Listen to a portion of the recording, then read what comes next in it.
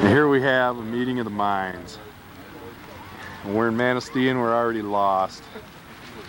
We got a lot of good heads on it. Yeah. Sounds like fun. I haven't seen a head like that since I had a hook in its mouth, Careful, I think. Careful now. We're going to turn it. It's back up.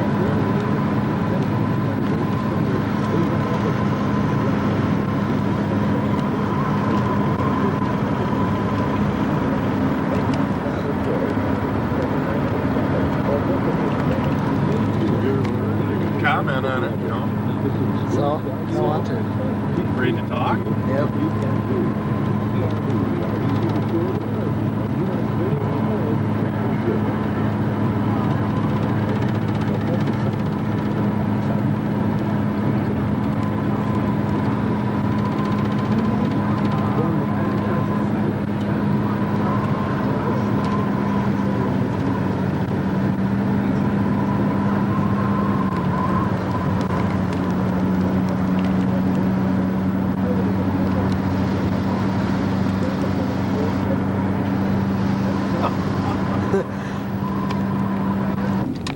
There's USS Silversides. To try to make a difference. Get the camera I've run a very There she successful is. multi-million-dollar company for 17 years. And Governor Engler appointed me to run the Michigan Strategic Fund. So I have experience in business and in government. But I'm not a professional politician. In fact, I'm not even a lawyer. I'm a taxpayer from the real world. I know how jobs are created. I know how to balance a budget. And I know that Washington could sure use some help. The professional politicians have had their chance. Now we need a change. I'm Jim Nicholson, and that's where I stand. US.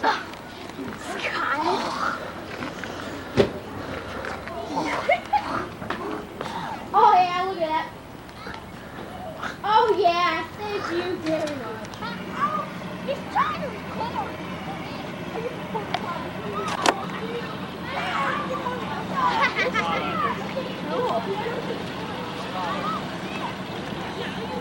Right. Yeah. It's taping. What are those boats? Fishing boats. Why do they got red and... Hold on, I'm not looking at it.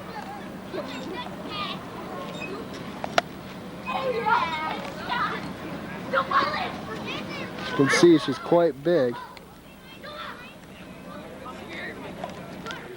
Go for it, Porter.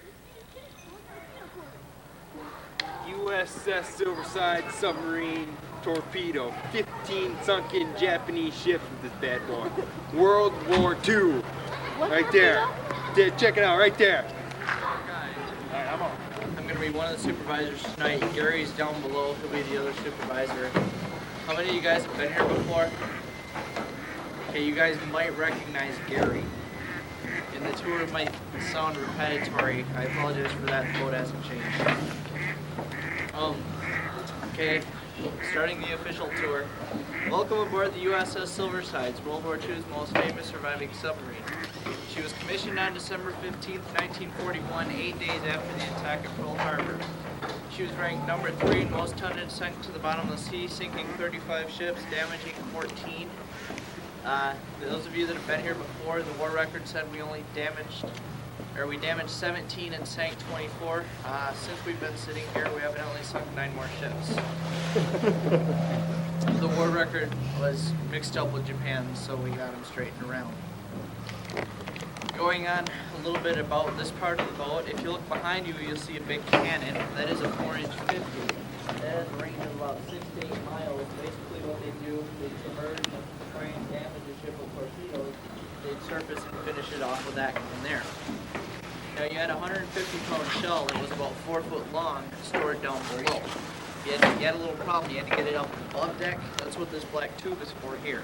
This is the ammunition scuttle. This is how they use it looked like a short telephone pole called a ramrod, and that's how they get the ammo from up above. No, in the tube, guys. When it was brought up above, it'd be stored in these things. I don't know if I can get one open or not. I can. This is a dry ammo well. It had racks to hold the shells. That way they just didn't have to pass one shell up at a time. They had a stash up here. They're located all over the surface part of the boat. But you only had so much ammo in these. And when you ran out, you had to start passing it up the tube.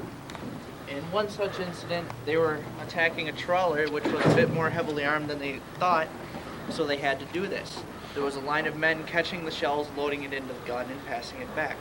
A bullet ricocheted off of the sail here and struck a man named Mike Harbin. He was a torpedoman 3rd class, and he was the only man to ever be killed on board this boat. So in that sense, she was considered to be the luckiest boat in World War II. Except for Mike, yeah. Well, yeah, but one man was awesome, so the whole boat. Behind me is a 40mm cannon. That's an anti-aircraft / anti-ship cannon. They'd try finishing off boats with that. Plus, they'd also try shooting down long-range bombers with that would drop torpedoes and bombs. Above that, you'll see the number 2 periscope with a broom tied to it. Those of you that have been here before might know this, but who knows why there's a broom tied to it? Anybody? Used to clean the bottom of the trollers as they went underneath them. Oh, okay. It was a shot. Yeah.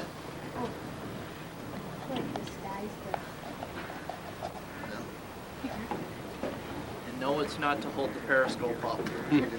The correct answer is it signifies a clean sweep, meaning it made a clean sweep of its patrol area, which holds 2 definitions. It either sunk everything it engaged, or it just fired all of its torpedoes and couldn't do anything. Ahead of that, you'll see the number 1 scope in the up position. The number 2 scope was smaller, so it made less wake. The number 1 scope also had a 45-degree angle lens, so it could look out for airplanes.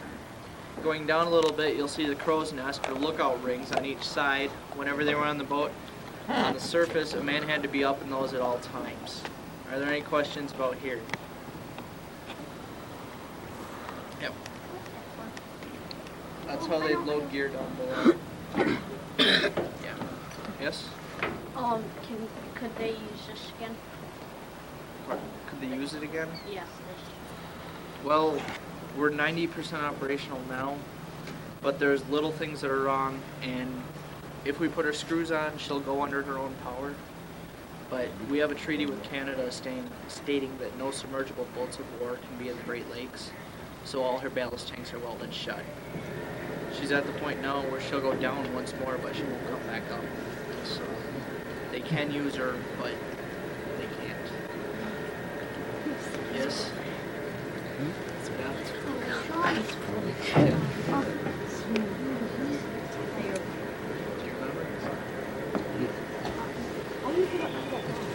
There's ladders on the side.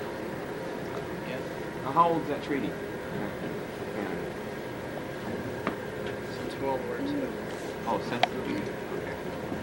Okay. Submergible boats of war. We can have battleships and everything in here, just can't be capable of submerging. If there are no other questions, don't go yet. Walk forward. You'll notice on the side the war record, the damaged and sunk, you'll see 2 flags. You'll see a Japanese flag and a Japanese military flag, which is called the Rising Sun. The Rising Sun signifies military vessels, whereas a standard Japanese flag signifies merchant vessels. You'll also see a mine with a number 16 in it. After the war, they were minefields. They used a 20mm cannon to blow up mines in the minefield that signified 16 mines. You'll also see 2 paratroopers on it. They rescued 2 downed airmen. If there's no other questions, go up ahead. There is a spot in the deck where some of the decking is missing. Please don't step in that. So this is only from the Pacific. Never roamed into the Atlantic. This was all taken rid of. Yeah. How they get in here? They had to dry dock her, I think, 12 ballast tanks shut, and then they just tucked did it come up when all the water went down in here? Okay, if you look down here, here, come here, sir. If you look down here, you'll see like another tube down. Guys, back off of the boat. You're blocking the light. You'll see like another tube down there. This boat's called a double hull. This is a hull, and there's a tube in the middle, which is what you guys are in. And that's the seal part. Water went in and out of this all the time. Okay? Go on forward, guys. Nothing up there bites. Oh, yeah. Duh. I'm like, look at this.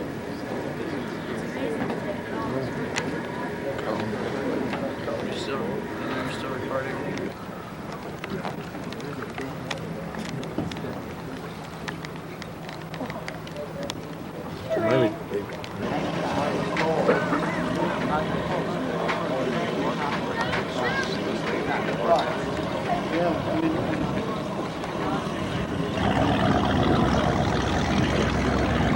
To apologize, but I kind of got to speed up my tour a bit. The other group's tour was kind of only halfway through and they got tired of it, so they didn't finish it. They're going to be in the gift shop and Gary's going to try holding them off as long as he can. Okay, so going really briefly, this is the forward part of the deck. You look back, you'll see a 20mm cannon. That's an anti-aircraft cannon. The pieces in the deck that are missing is where the torpedo loading skid is. That's how they load the torpedoes in the boat. I'll tell you about that down below. You'll see this metal railing all around. It's in the shape of a boat. Well, so you'd think a lifeboat would go under there, right? Wrong. Absolutely nothing went under there. A lifeboat could have gone under there, but the thinking on a submarine was if you got hit underwater, what's the lifeboat going to do you? This black T that I'm leaning on is the passive sonar. What this would do is this would spin. It wouldn't make that annoying ping sound that Hollywood has made famous with submarines. All this would do was listen. It had the nickname of Hell's Bells. Questions? Why? It just listened. Why do you have the nickname of Hell's Bells? Because it could hear anything. A lot of times it would hear other boats, and they'd sing it before they knew it hit them. Oh. They'd hear the screws turning or something, and they could target it. Any other questions? Yeah. Was this wood just added for for tours like this to stand on, or was it actually on the boat? It's all. This isn't the original teak deck, but the original was taken off in '87. Does anybody know why the deck's made out of teak? So it doesn't rot. So it doesn't float. It's negative voids. Right, that's why. It's so dense that it sinks. So if a piece broke off, it sinks. Everything on board this boat except for the life preservers is designed to sink. Even the mattresses. That's why they're so comfortable. Okay, if you guys could go on down below now in the Yeah, it's level. It doesn't feel like it. Yeah. boat is not level. He's just stopped by periodically. He's kind of one of the first here. He didn't work here, but he was on the first Cub Scout or Boy Scout pack to actually sleep on board here when it came in '87. How's that lovely? Quiet, please.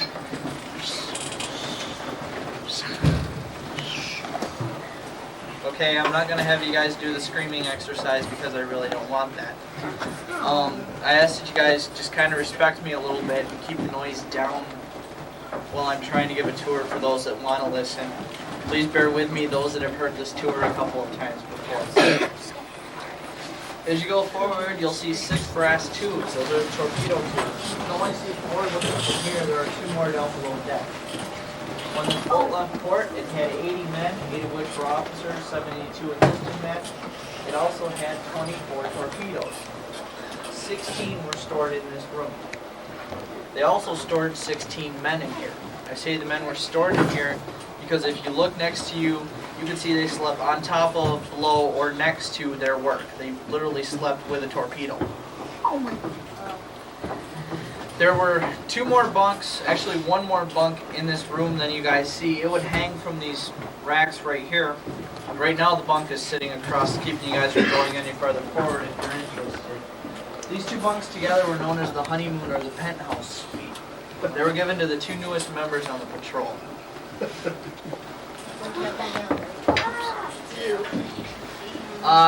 anybody's going to be using those, we ask that it please be an adult. Kids tend to have to go to the bathroom, and you have to wake 3 people up instead of just one other one to go. Okay, there were 72 men on board this boat. Each had his own little space. You guys think you could fit what you brought on to sleep for one night in this little space? Yeah. Yeah. No way. Okay, could you live for 2 months, 60 days, in a space this big? No. No? Okay, you see, the men on board this boat had 2 cubic feet of space to bring everything. They usually brought 3 changes of clothes. They'd bring a book, which was usually the Bible, and they'd bring a picture of their best girl or their wife from home and their family. Now, basically, they just tried to live out of something the size of a microwave. That's a good comparison. If you look up next to the red, blue, white, you'll see the escape hatch. It's right in the middle of the room. Well submerged, that was the only way in or out of the boat. You'd fill it 3/4 full of water after sealing it off from the top. 2 or 3 guys would be in there. They'd open it from the top and they'd swim up. The bad thing about it was it'd only work if you were 50 foot underwater or less. Because back then they didn't have the scuba technology that we have today. They had what was known as a Munson lung, which was just a rubber sack that went on your stomach, and all the air you had was the air that was in that.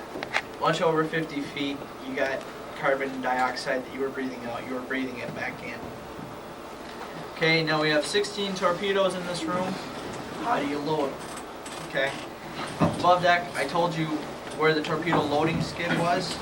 That folds up and it comes right into this hatch here. If you look up there, you'll see a hatch. What they do is they take a torpedo from shore using a crane. They grease it up so it slide down the tube and into those tubes easier.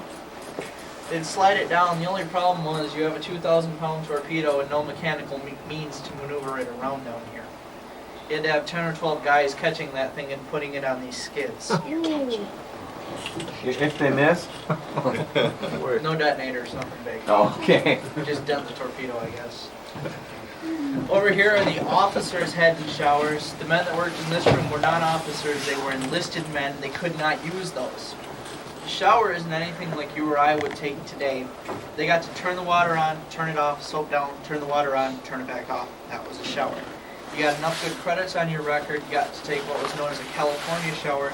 You got to leave them running for a whopping 3 minutes.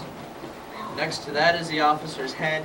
There were 7 precise steps that it took to flush a head on a submarine. If you didn't follow those steps precisely, you got everything put in there, plus everything in the holding tank blown back at you, but at much higher pressure.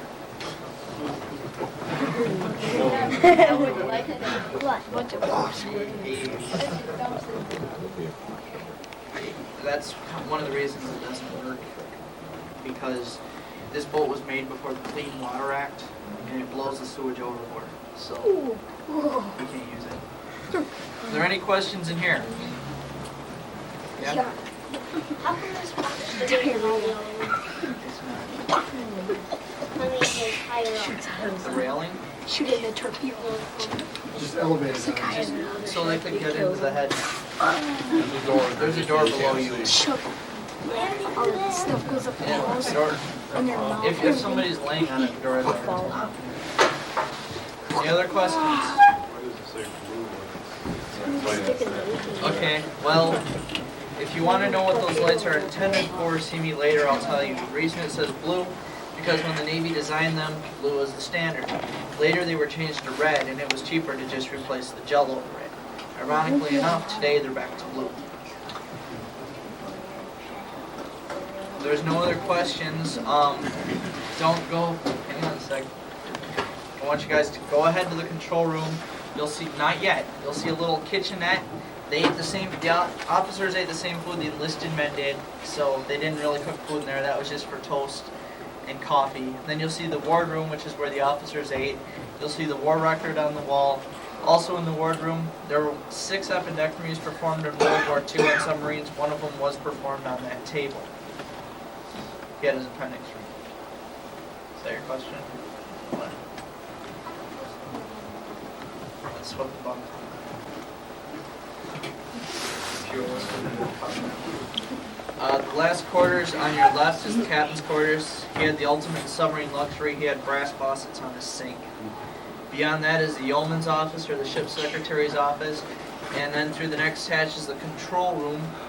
When you guys go in there, I'm going to ask you guys up this a few times. It's going to sound familiar. But please don't play with any knobs, levers, switches, dials, buttons, gauges, or wheels, because this boat is still 90% operational. Okay? Because it may die. I thought they said this thing would work. It doesn't. Come on. We have a bathroom all ready to go. Oh, it's that.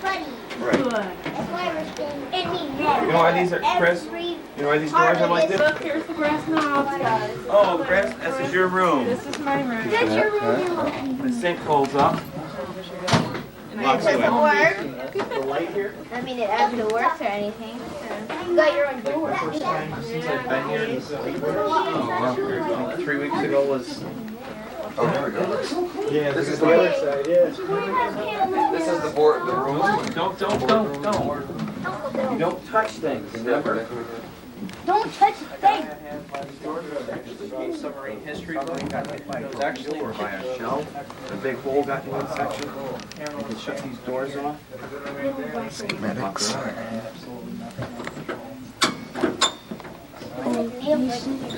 Why do we have to go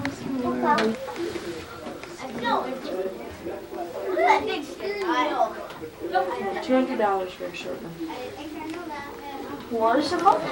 A member of Congress gave $200.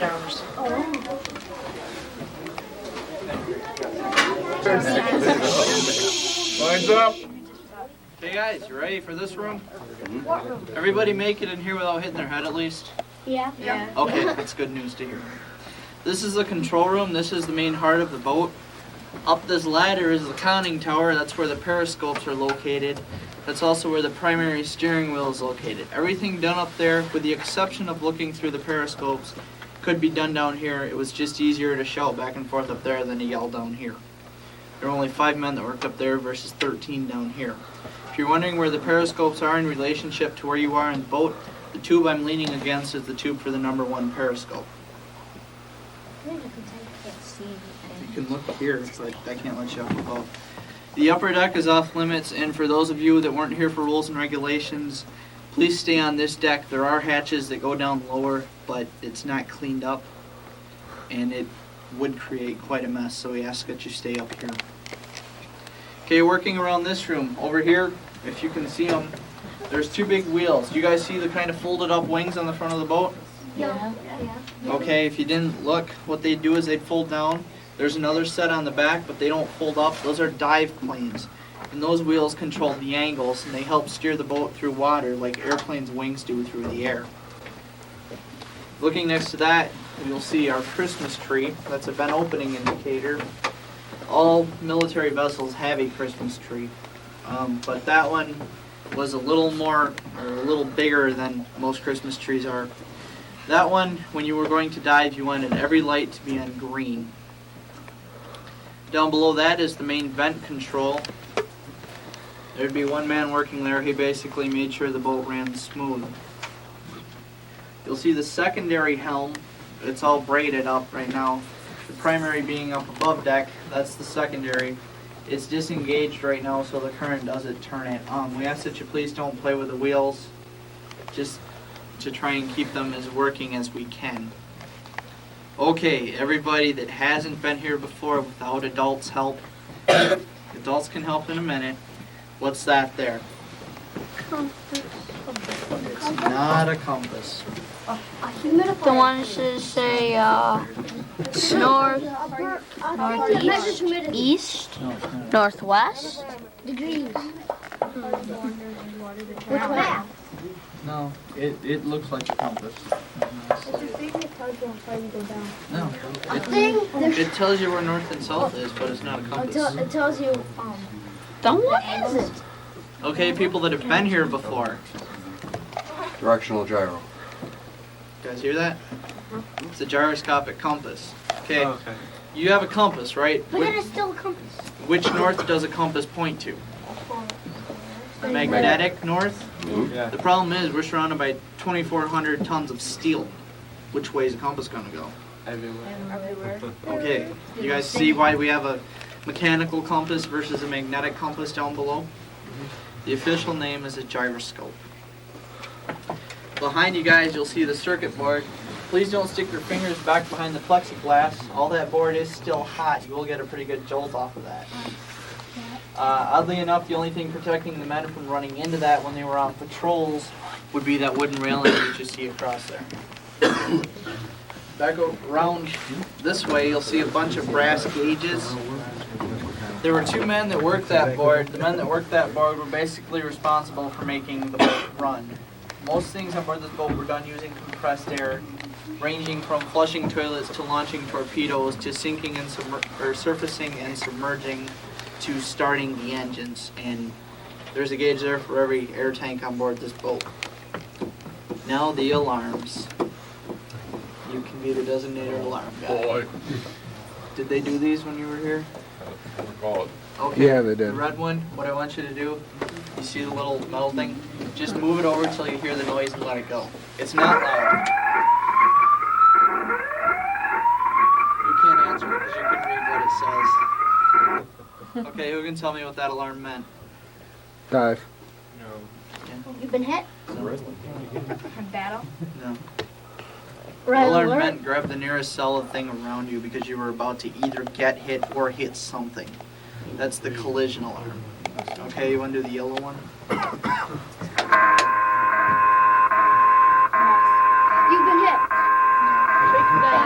Yeah? You hit someone? No. Dive. No. Yeah. Battle. Him first. I don't know. All right, you got All it. right. That meant call the general quarters or call the battle stations. Now the far over green one. That's one. Yeah. Aha. 1, 2, 3. You've been hit. No, but soon to come. You've been, Yeah, he goes to you've Suttons, been hit right? would have been from all over the boat.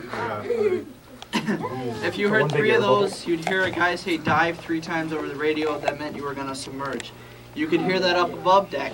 When you heard that, that meant get your butt down below deck as quickly as possible. They could go from the surface to submerge within 45 seconds.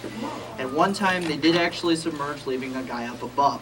There's a little roof, I guess you could call it, above the hatch up there, and the guy actually stayed in between that and banged on the hatch with his binoculars. Now remember, only one man ever got killed on board this boat, so he made it. What they did was they got down about 50 feet, realized their checklist wasn't complete, and there was still somebody up there, so they surfaced, he came down below, and he was just fine. But that was really a quiet Clockston. It's a Clockston. This is the original Clockston. This is about 10 times quieter than it normally was, and this is all throughout the boat. But we have it rigged up for only this one. It's a little bit louder, isn't it? Just multiply that by about 10 and put it all throughout the boat, and that's what it sounded like. Are there any questions in here? Oh yeah. Yeah? What's that up there? This is just all radar equipment here. That's charts for the radar equipment. How come it's like so big before? Because we're sitting on the bottom, and that's the way we're leaning. Yeah? Why does the floor like sometimes have like holes in it that you can like lift up and things? Like I said, there's another deck down below us, but it's not clean, so. What do you want on down there? Down below this one is a compressor room where compressors were, It's got and it also served as the got brig. like a foot. It's got like, As the what? like a half. It's like a half Brig, foot of okay. gunk. When people On the were floor, underwater, the did they walls, ever the run out of air? No, this boat is a diesel electric, which means when it was underwater, it ran on batteries. The batteries always died before they ran out of air. Any other questions? Okay, as you go through to the next room, you'll see a radio room that's still all 1940s equipment. As you go through the hatch, you'll see a big coffee pot. I know I'm a poet, but I know it, so go in and have a seat and rest your feet. I just had to make the statement because somebody always makes it to me anyway, so. Is this the checklist for dying and stuff? They just flip those over? Yeah, And when they're all had over, all they kinds die? of checklists. They had that one, and this one. This was just a compartment checklist. Still, Chris. You know, it's not an important portion of the ship, but still, it's got knobs, it's got slides, See this? and we're not supposed to touch. There was only one of those missing 3 weeks ago. Ah, check your pockets. You guys already learned that.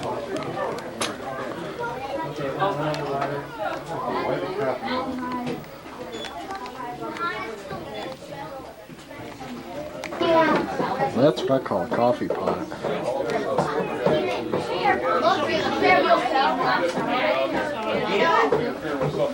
Not original. I'll ask him. I'm gonna go to They didn't even have electricity. Oh, it is raining.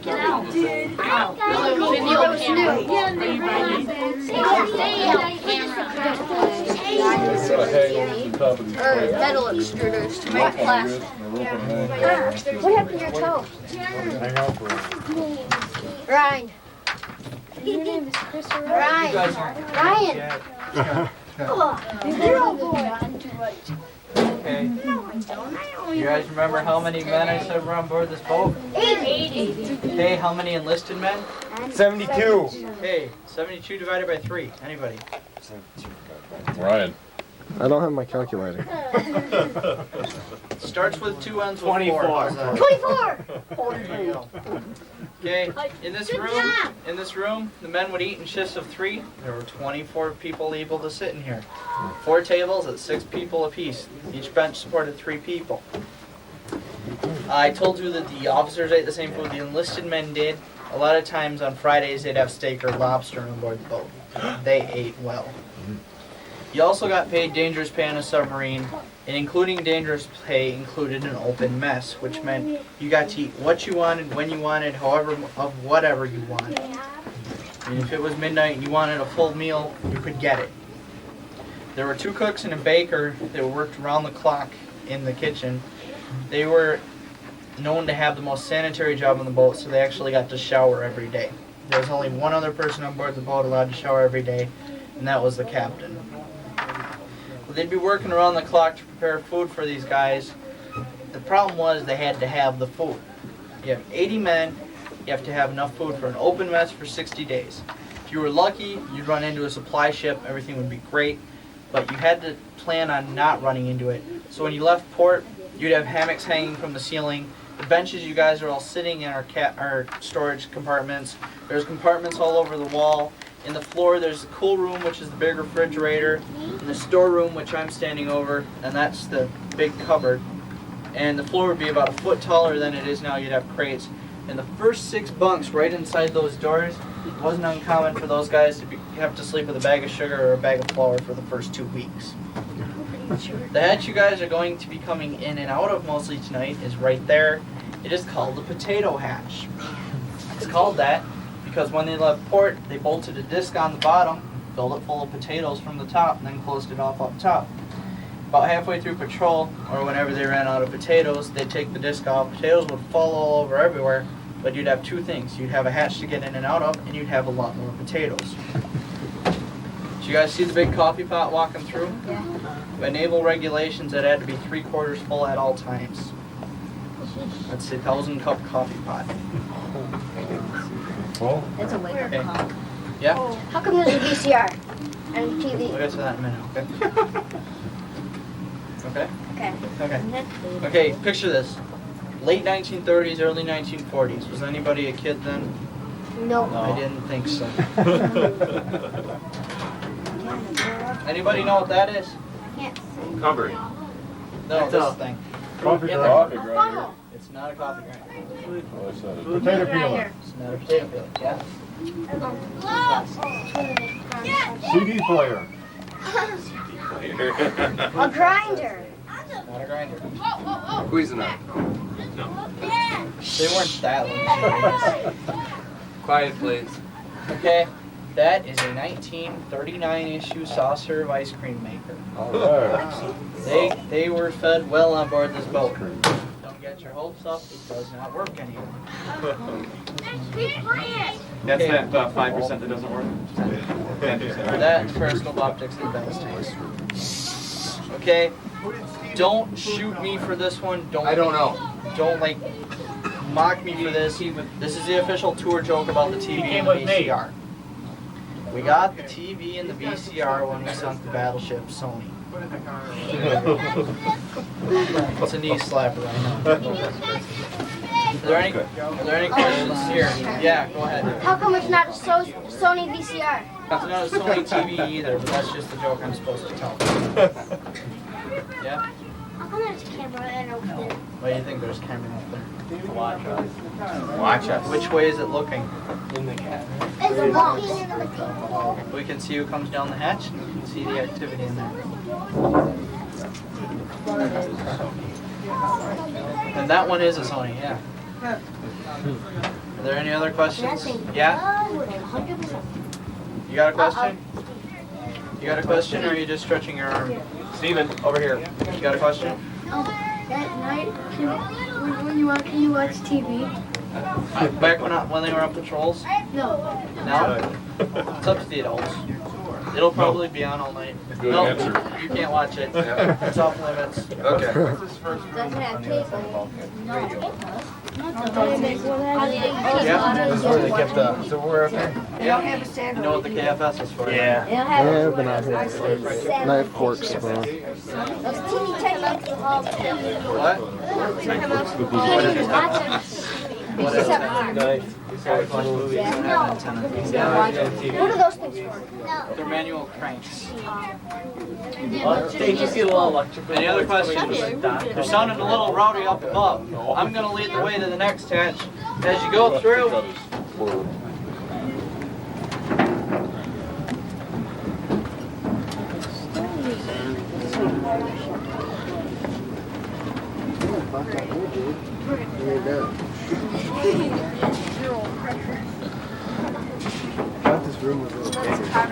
We were a little. You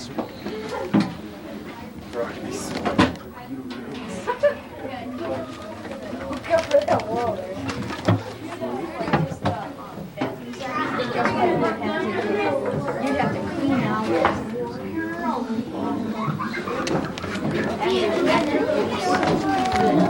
Mushroom shake there.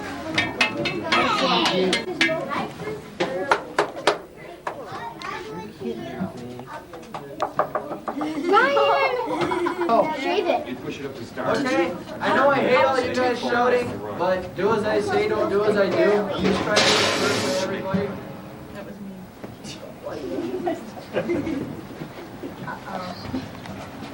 Okay, this is going to be a very brief stay.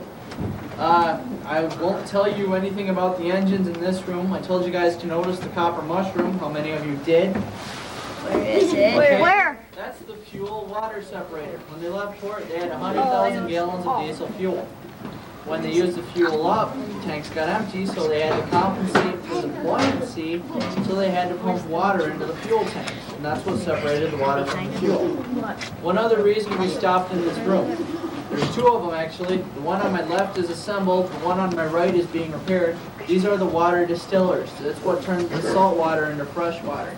They designed them to be run all the time, however, and on a submarine you did not want to submerge with a vent open to the sea, so they shut them off while they were going underwater. That meant that they had water loss, and to compensate for the water loss, they took away the #1 water usage, and that was enlisted men's showers. If everything went great, the enlisted men got to shower once every other week. A lot of patrols, the enlisted men never got to shower, they got to wash their pits, and that'd be about it. The officers went from showering every 3 days to showering once a month. The captain and the cooks got to shower once a day still. Are there any questions in here? I'll get them in the next room after I'm done with that room. Or do me a favor. There's a hatch like this, just back there. Sit in it like I was. Come on through, guys.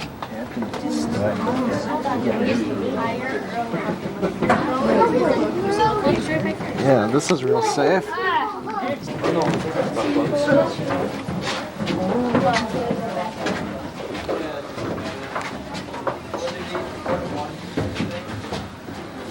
have you got to push this button?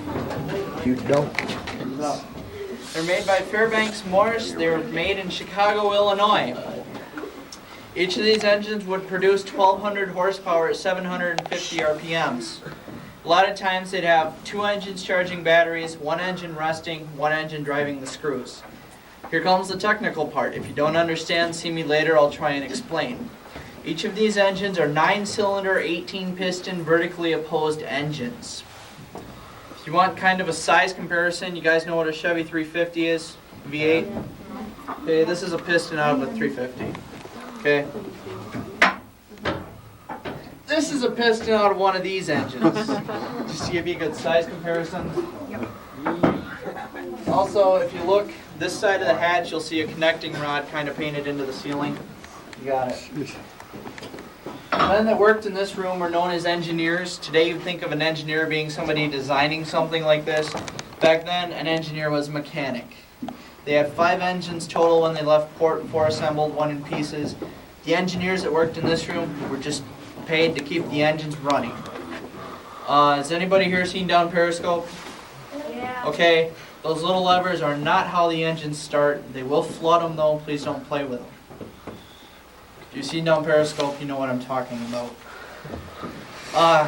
As we go back, don't let anybody through yet back there. As we go back, that's the maneuvering room. That's where the Chicago piano or the throttle board is. You'll see big gray grating. That's where all the electric motors were. A lot of times they had to have a guy posted back there because they tend to catch fire. Behind that is the after torpedo room. It's the same as a forward torpedo room, other than there's only 4 tubes, but it still had 16 guys.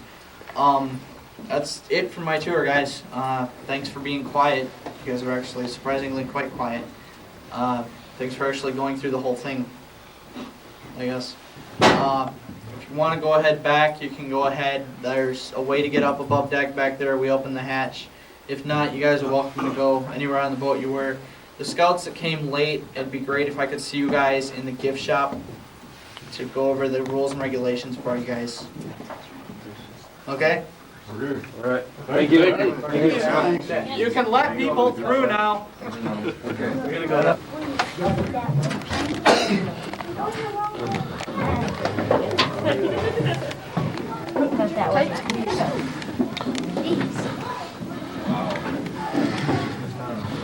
Gee, isn't this fun?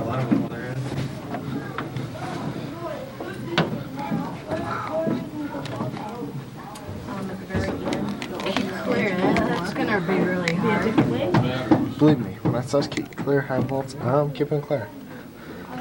Exactly. It'll be really hard seeing Another piece of non-original equipment.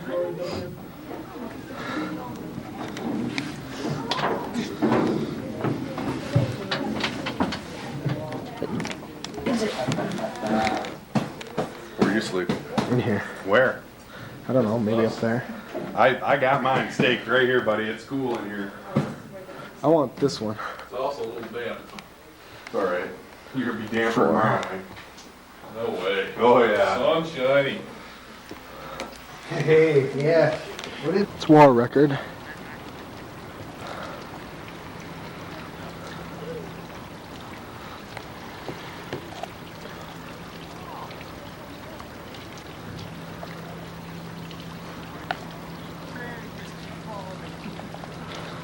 And it's insignia.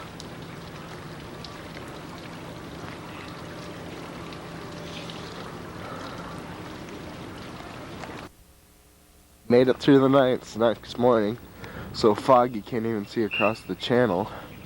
It's probably maybe 50 yards across.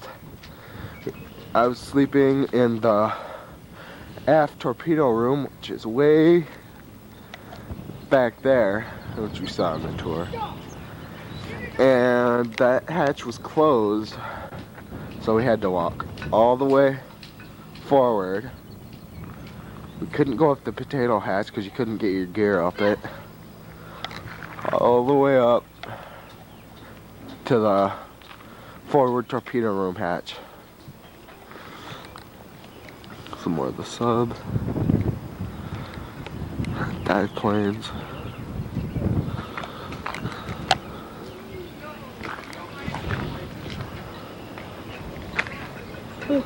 So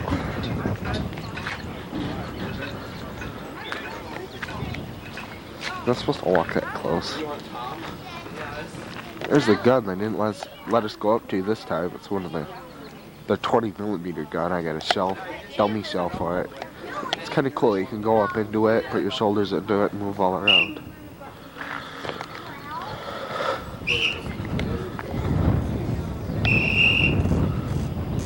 Oh, hi, I'm okay. I'm okay. I know. I'm already past you. 16 mines sunk, 2 downed airmen rescued.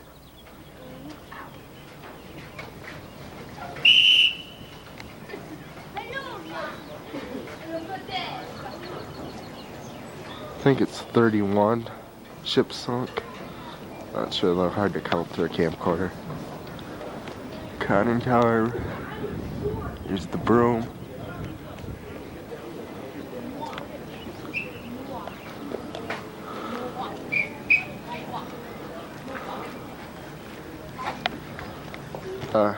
Aft hatch from the torpedo room.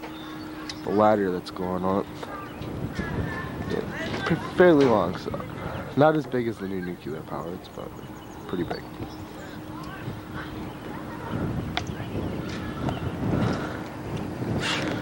There's the hatch that we came up.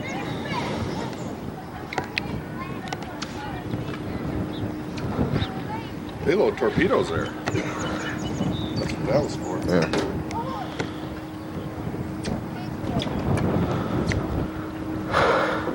Could not imagine 60 days at a crack on this baby. It's an old Coast Guard cutter that they're working on restoring.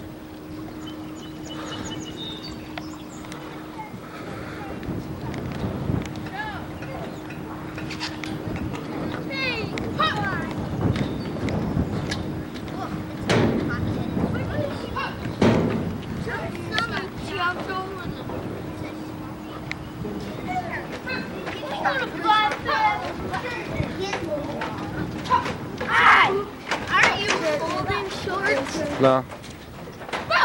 Riley? We shot that. We shot this. Where's your sleeping bag?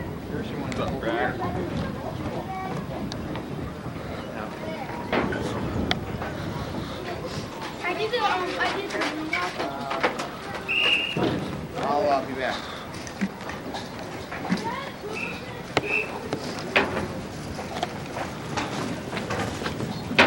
He was beaten unmercifully.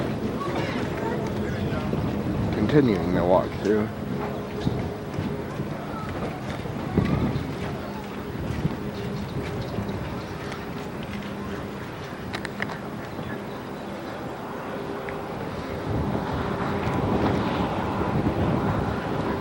Right in front of you, there's that passive sonar.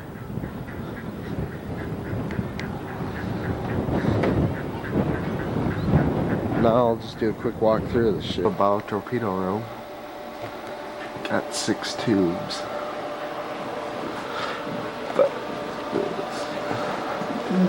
And some of them are flooded to help level out the sub. It's leaning a little bit to port. I gotta stop it because it's fogging up, I think. War record.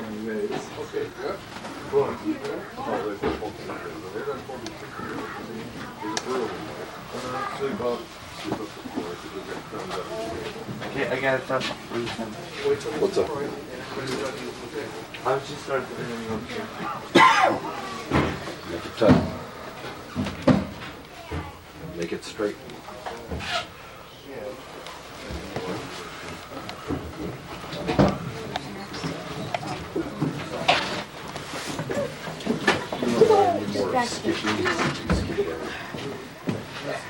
There's the bridge, there's the Christmas tree.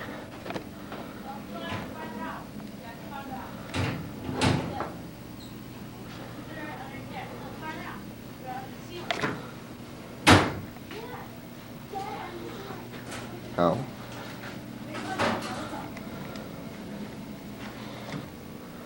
Sonar. Radar stuff.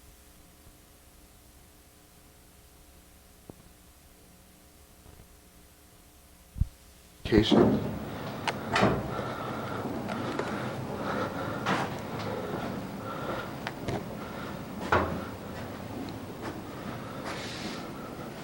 Engine room.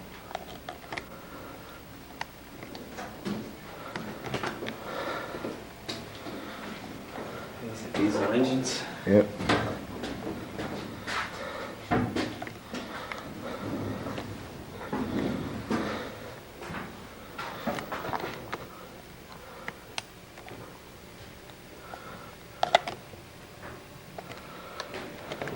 Room.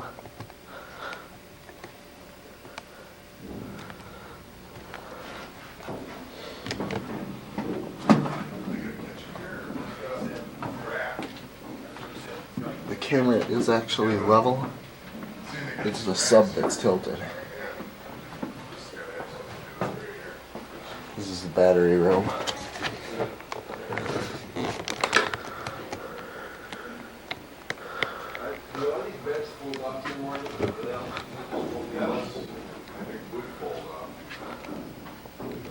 Here's the aft torpedo room.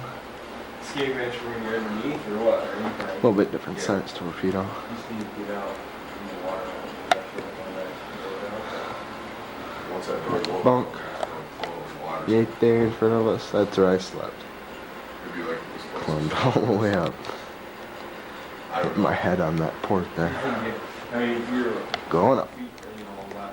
down the ocean somewhere, you think that door will be able to get open? Couple feet, maybe down to 50, I think he said the skate wrench. Yeah, and they have them half filled with water. Yeah, see, there's more to it. I think there's a thing here, and you had to crawl, couldn't it? Oh, yeah.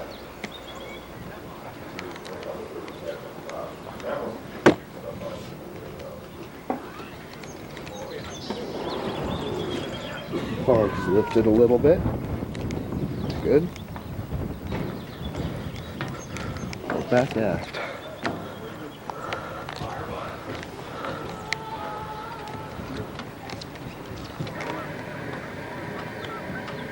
Down the potato hatch. Down the potatoes, yeah.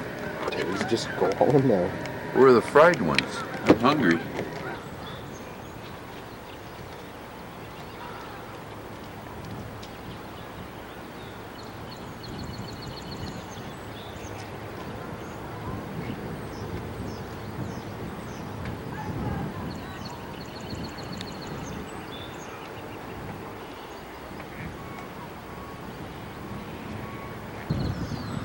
Couple other torpedoes now, lawn ornaments.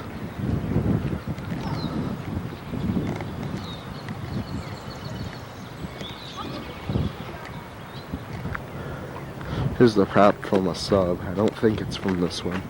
It's from a different one, but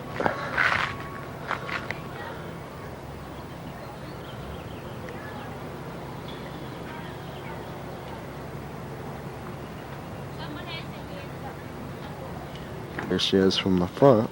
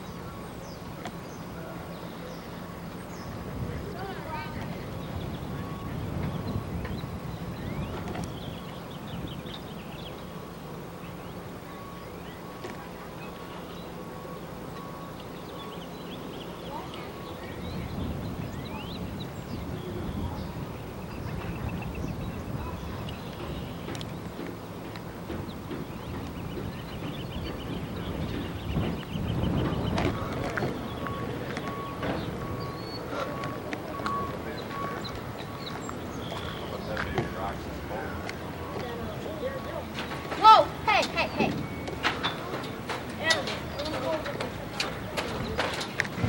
Look, see, can you get everything? Yeah, it's recording.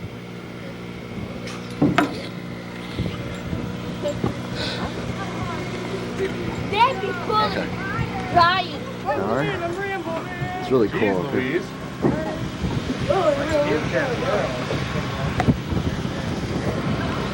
Wow. Binoculars. Good.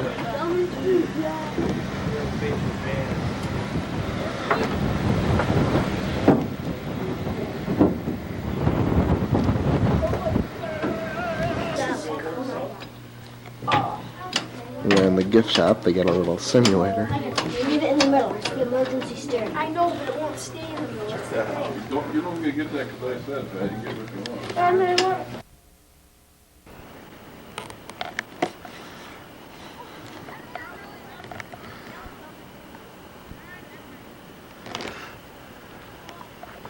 Well, here we are at our State Forest campground.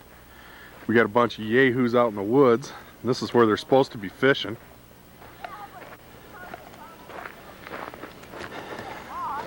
Here's some of our fishermen.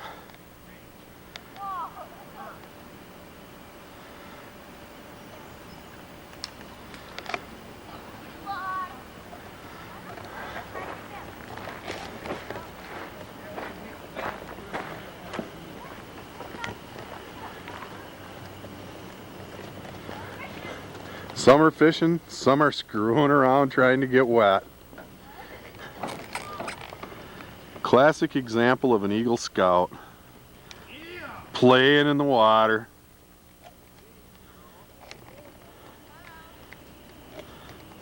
Looks like Dumbo or Grumpy and the Seven Dwarfs here, hiding in the woods. That bobber right there, Mr. Spaulding.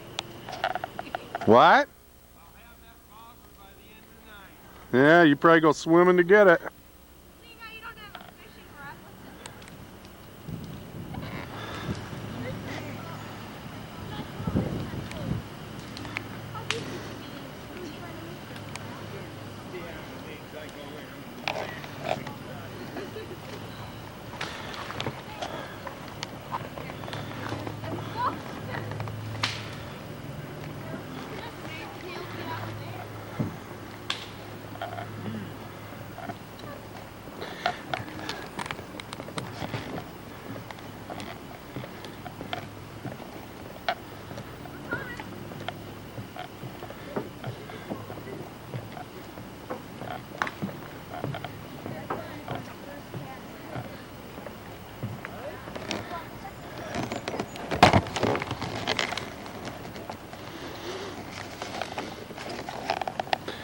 And here we have the king of the fishermen, Sarge. You doing more rigging than fishing? Isn't that what dads are for?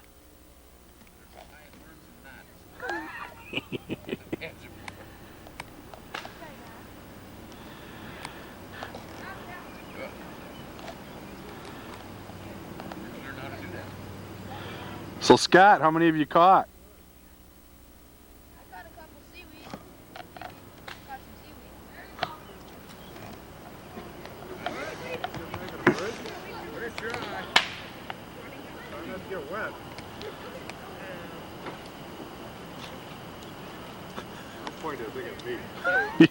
Just remember, it hears you.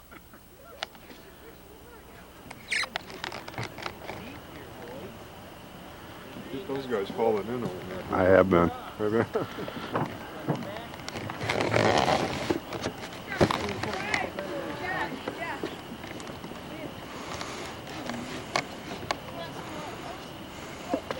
going to watch this and see how long it takes you to fall in, Josh. What's that? Don't be using all our firewood. It's all wet.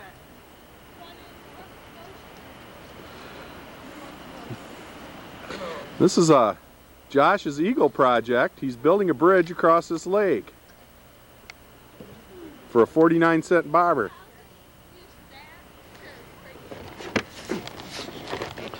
And here comes Yoda, or should I say Buddha.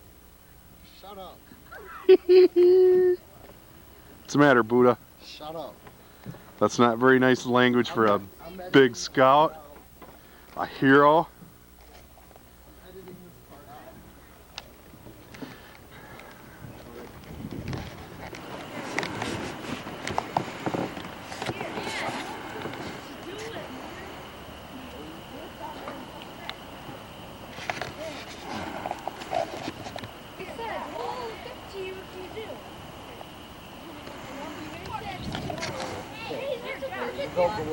Holds it on going. Maybe we can make a race out of this. What's the matter there?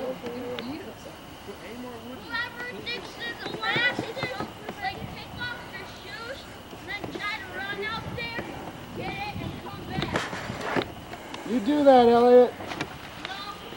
We'll time ya. Why don't you just wait for the lake to freeze?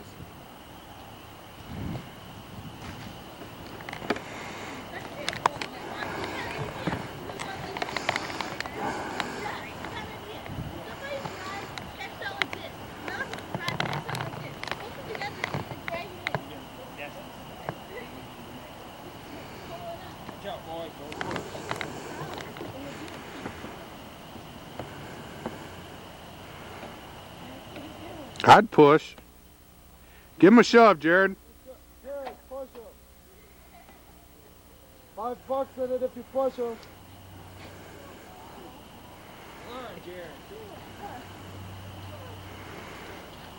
You getting on camera?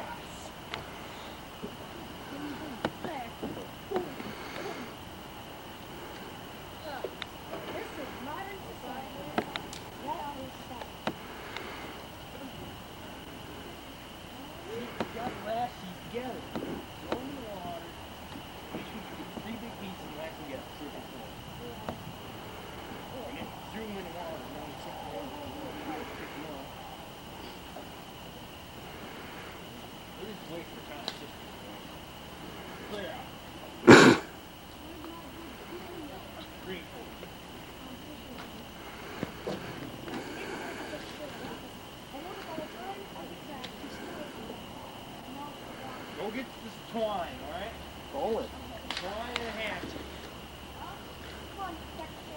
How you check the battery level, Ryan? Bring it out.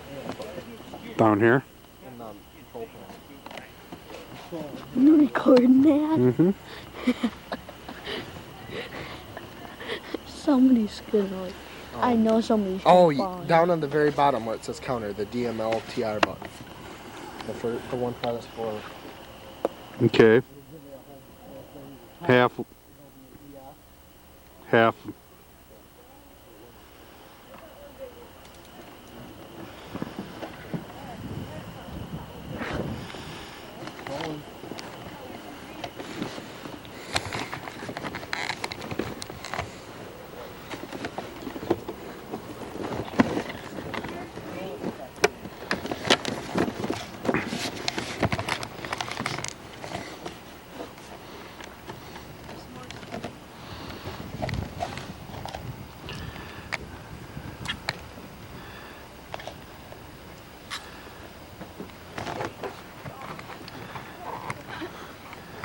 So you guys, this is just like being on Michigan Outdoors. You catch almost as many fish as Fred Trost. Who's that? He's a guy that doesn't catch any fish either. Isn't that right, Elliot? Turn around and say hello to your mom and dad.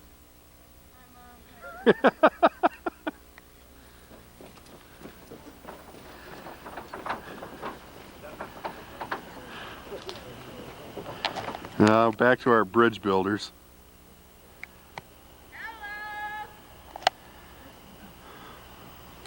I think they're working on a raft now. And then back to Lone Wolf McQuaid down here.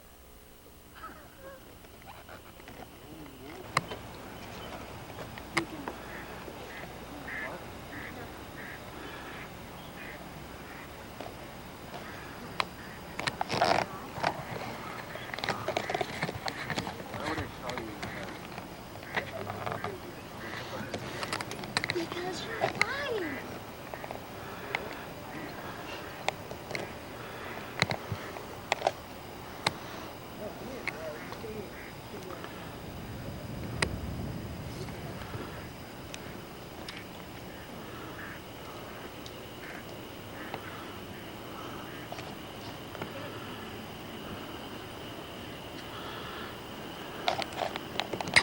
Check the progress on our engineers again. Not much. We're building a raft.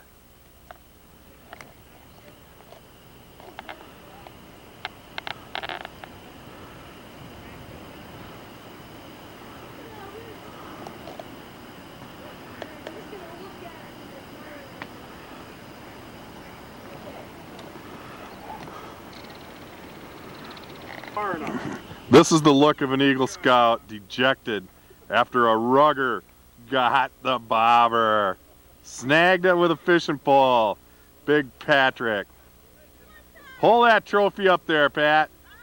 So sure. Finally we caught something. We caught a bobber. Look at Josh crying.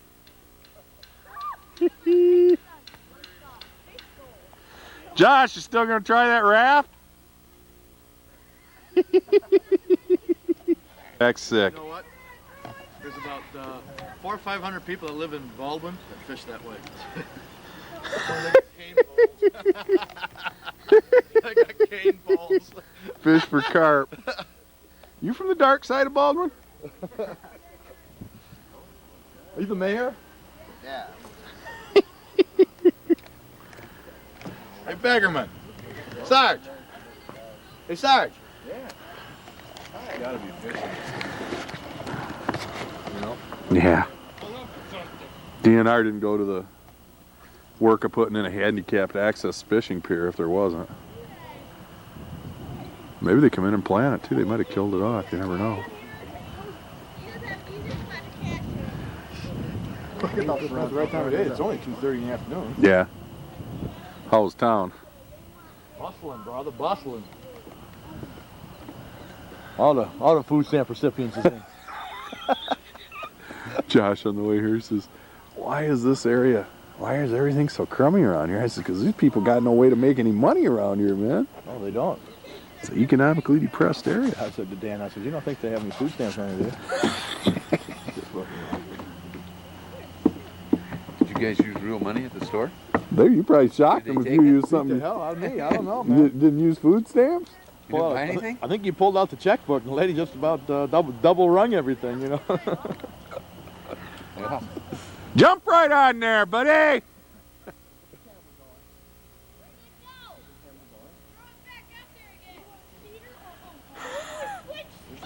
He's gonna get a wet ass. This is gonna be great. Whose kid are you? You've been wanting a bobber. I think it'd be better fishing later. But of course it's overcast though. You'd think it should be good.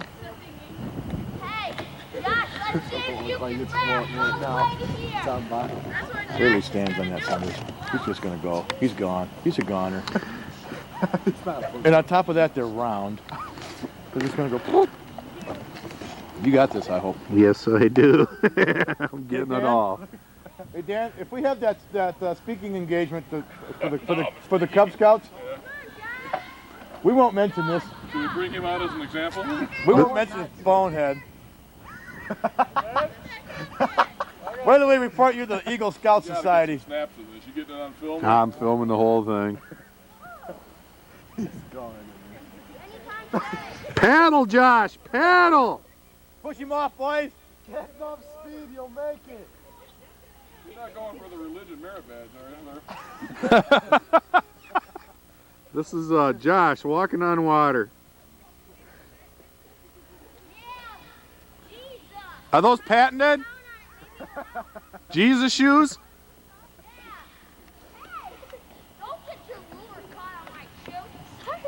Hey, that is a waterproof pair of pants you got on, isn't it?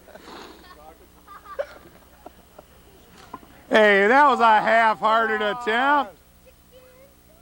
Adam, not even a chance.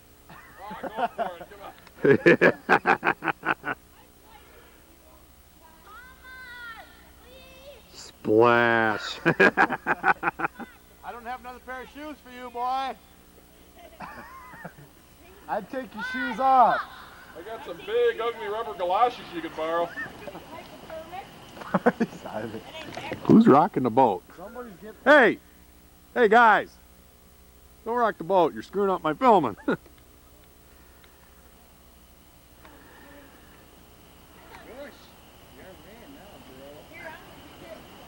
You're just like that submarine. You're on bottom. Ooh, you do. You do. Hold it. Yeah. You want to get that lure over there.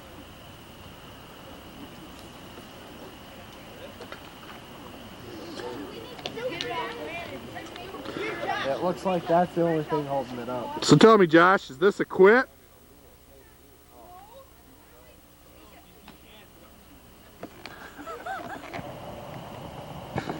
And the wave. That was poor.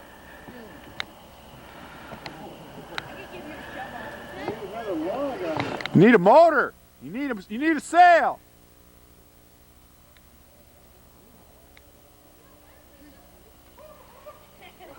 Give him a push, guys. Help him out.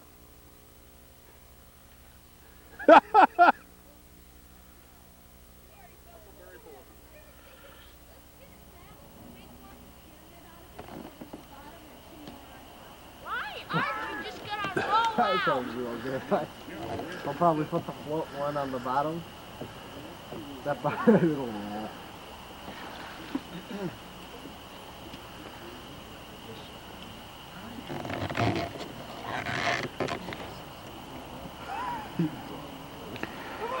Look at that. Make sure if you go up, if you go up, make sure you go for the deck. If you float over to the other side, you can't.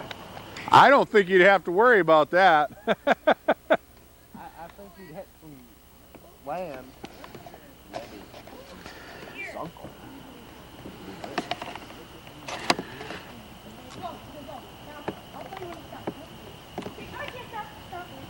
You're just making me go underwater, Oh.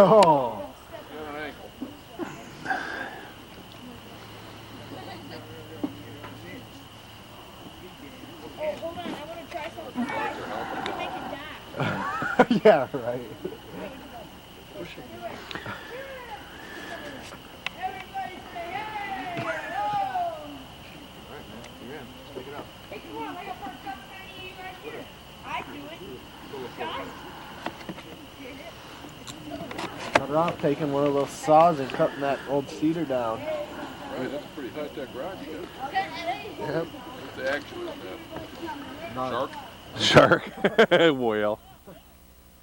Beast. Hump back. You guys are getting a kick out of this, aren't you? You'll be getting a better kick when you fall in.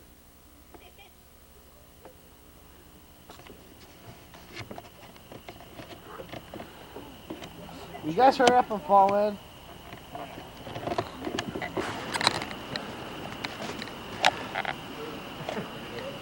Here we have everybody standing around admiring my cookery here. It's actually a group effort. Watching you cook. They watch, I cook. Here you go back and get this. Let's see, I got 8 cans of peaches, 2 boxes of raisins, 2 pound bags of sugar. Now, tell me, Pinch in, guys. Pinch in. We got does this look like a scene from Cabela's? Or what? Serious accident. Fred Trost never had anything like this. Gonna join us for the photo. And here we are, coming to you live from the Boy Scout campout. This is Dan Law making his famous peach cobbler. Guaranteed to put a lump in your gut after a big meal of pork steak and potatoes. We'll get a little better view here. This is the Chef Herman of the outdoors. We're gonna sugar load these kids tonight. They're gonna be flying along. You do it like a this and like a dat. Be sleeping a foot above the bottom of the tent. Peaches and raisins. Almost looks like it wants to ferment. Give you a close-up view here of Dan's expert culinary skills. Lumps of brown sugar. Smash them out of there. And what's the secret of your cobbler, Mr. Law? Cook it till it starts to become a syrup. Then burn a little bit. Do you do it like a this? Like a decent, like a that. A little this? Are you from Flint? No. Oh, This wow. is not Coney Islands. If we were from Flint, this would be Coney Island. Oh, okay. Well, you sure know how to make a guy feel welcome.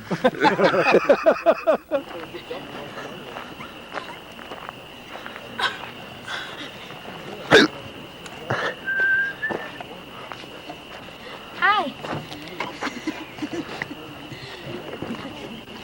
Stay in there. We're listening to their conversation.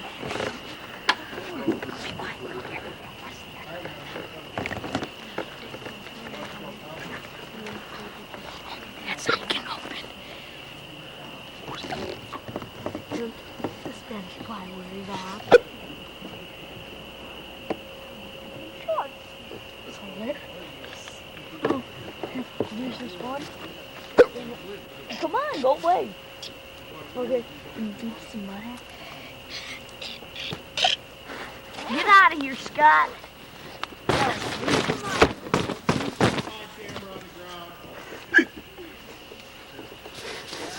That is. Oh my God! Get out You guys know how long I've been sitting here? Oh, Like 5 minutes? I've been listening to you the whole time. Smells like bug spray. Okay. Time out. Time out. No. Let me get my hat back on, okay? Okay, let me get my hat back. Okay, now close it up. No. Close it up, yeah. Whatever.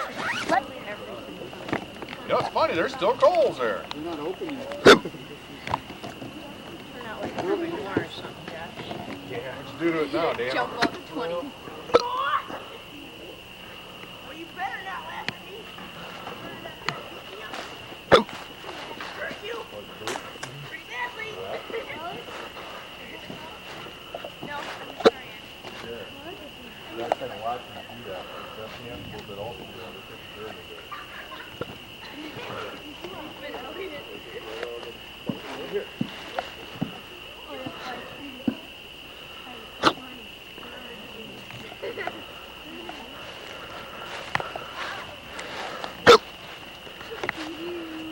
Hey, look at the wall. I think it's water. I think it's pretty good job.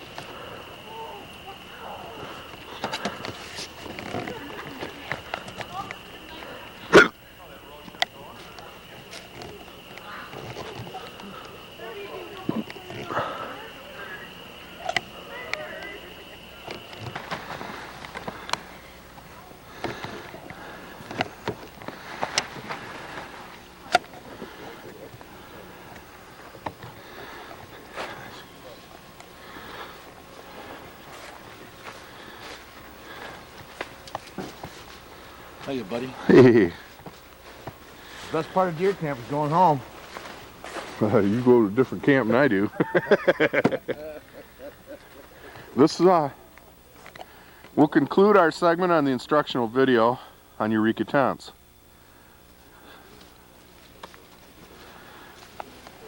Find your stakes. Find your stakes. Breakfast. Good healthy breakfast, mothers. Start the day off right. Big old donut.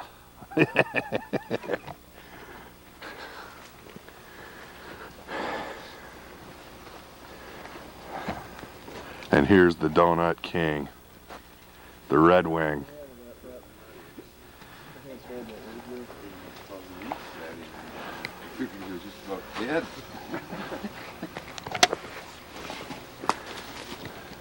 He's trying to hide, but he can't do it. Get a shot of Miracle Coffee here. Miracle Coffee.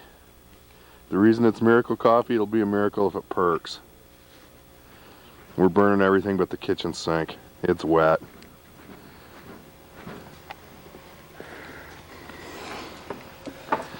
And here's the boys that are eating the healthy breakfast. Cereal.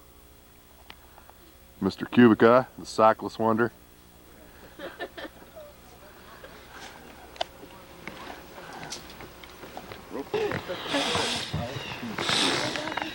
This is Adam 3 Donuts, Percy. Okay, Adam. Now that you got your mouth full, can you whistle Dixie? Whistle. Come on. Well, what if the camera whistle? Yeah, get right in the camera's face and whistle. Or the camera He did too. Anybody does Better what? than before. Water. No, boys, get back. Get back. Well, the miracle coffee is going to take an act of God. We're going to have to get hit by lightning before it's done. The miracle coffee is happening right down the road on Everybody US swallow what 37 they got. or We gotta do a M37. walk through here, clean up. Some fish in it.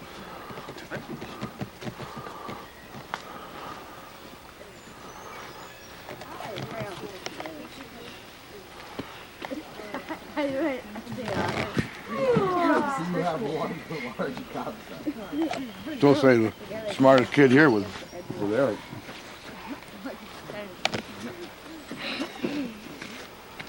I'm man. down to Hey, 2. ma'am. Hey, ma'am. You better get all that junk off your hands before you crawl in Sergeant's truck. Because that stuff will stain. It was from the tank getting a little bit wet. What's the word for the day, Mr. Law? Thunderbird.